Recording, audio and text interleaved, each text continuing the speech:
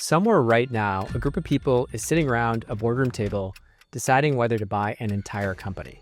Not shares, not stock, the whole thing. They'll rewrite the business strategy, replace leadership if they need to, and in a few years, sell it for millions, sometimes even billions more. That's not a movie scene, that's private equity. Let's break down what actually happens inside those deals, how these firms make money, and why this is the next level of finance everyone's trying to reach. Private equity is just a fancy term for buying businesses the way you'd buy a used car, except instead of a Honda, it's a $200 million company. You fix it up, make it run better, and sell it for a profit. That's the core idea. Own companies, make them stronger, and exit big.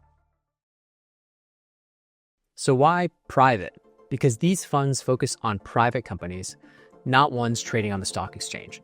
And equity? Because they buy ownership, not just lend money. Think of PE funds like massive team projects. Investors on one side, operators on the other, all focused on spotting businesses that are undervalued or underperforming and saying, we can make this better. But how exactly do they do that? That's where the real game begins. Private equity deals may sound mysterious, but they're surprisingly straightforward. Let's look at a few real ones. When Blackstone bought Hilton Hotels in 2007, it paid about $26 billion, one of the biggest buyouts in history. Everyone thought they'd overpaid. Then a few years later, after streamlining operations and expanding globally, Blackstone took Hilton public again and made around $14 billion in profit. Or take KKR and Dollar General. KKR bought the discount store chain, helped it open thousands of new locations, boosted earnings, and later took it public again, making a multi-billion-dollar return once again. That's the playbook. Buy a great company, fix what's broken, help it grow, and exit big.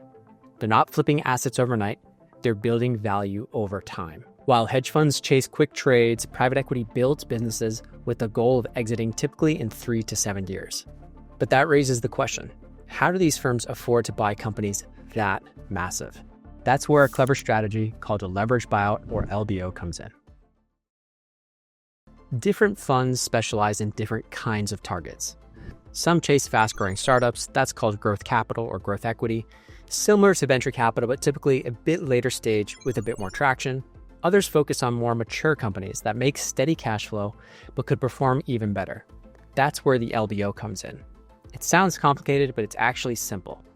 It's when a firm uses a mix of its own money and borrowed money to buy a company. Think of it like buying a house. You put some cash down, the bank lends you the rest, and if the house value goes up, your small investment of 20% down makes a massive return. Private equity works exactly the same way, just with businesses instead of houses. It's how firms can control billion-dollar companies without needing billions in the bank. Quick example. If a large PE fund wants to buy a billion-dollar company, they would likely try to raise debt in the $500 to $800 million range so that the actual check that the fund would need to write would only be $200 to $500 million. They use this debt or leverage to take full control with much less at risk and to juice returns when the business hopefully improves. The goal never changes. Buy control, improve the business, and sell it later for far more than you paid. But who actually runs these multi-billion-dollar funds, and how do you get paid for pulling it off? A private equity firm is built like a pyramid. At the top are the general partners, the people running the fund and deciding what to buy. They manage everything day to day. This includes the full investment team, the partners, principals, associates, and analysts. Usually they will invest their own money, but most of the capital comes from the limited partners. Huge pension funds, endowments, and wealthy investors. The LPs trust the general partners to grow that money. In return, GPs earn something called 2 and 20. That's a 2% management fee every year and 20% of the profits if the fund performs.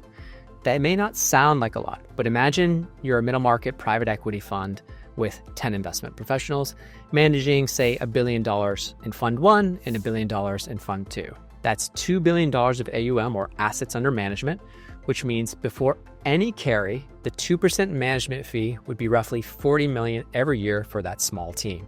If the team was able to successfully turn that $2 billion into $4 billion over a period of, say, 5 years, which, by the way, is not unheard of, they will have collected $200 million in management fees and an additional $400 million of carry, roughly speaking.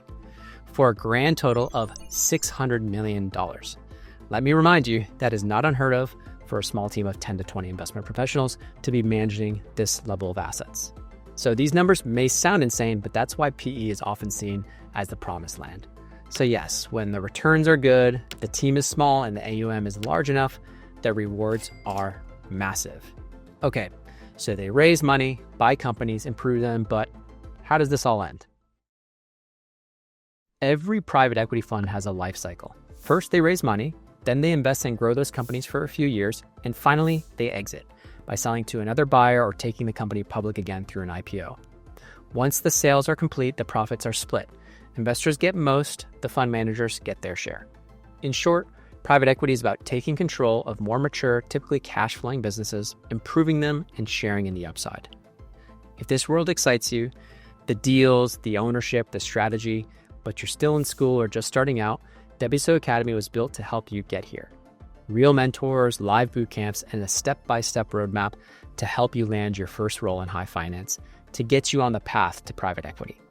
So if you've ever wondered why so many bankers dream about PE, this is why. It's where finance meets ownership, and the upside is insane.